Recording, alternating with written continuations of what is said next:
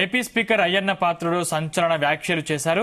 ఏపీలో 3.20 లక్షల మంది దొంగ పెన్షన్లు తీసుకుంటున్నారని బాంబు పేల్చారు. వారికి నెలకు 120 కోట్లు, ఏడాదికి 1440 కోట్ల రూపాయలు ఖర్చవుతుందన్నారు. ఇక 5 ఏళ్లకు చూస్తే 7,200 కోట్ల రూపాయలు ఖర్చవుతుందని, ఈ 7,000 కోట్లు మిగిలితే తాండవ రిజర్వాయర్ లాంటివి 3 కట్టొచ్చన్నారు స్పీకర్ అయ్యన్న పాత్రుడు.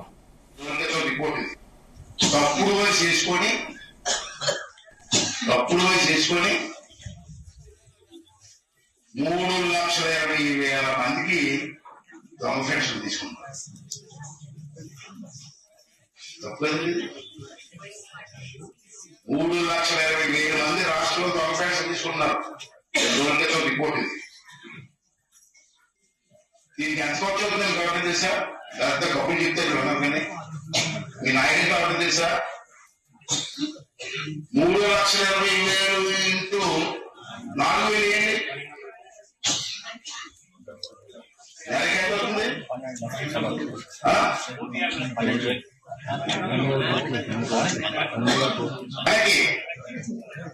నెలకి ఈ తప్పుడు పెన్షన్ తీసుకున్న వాళ్ళకి దొంగ పెన్షన్ అలా దొంగ పెన్షన్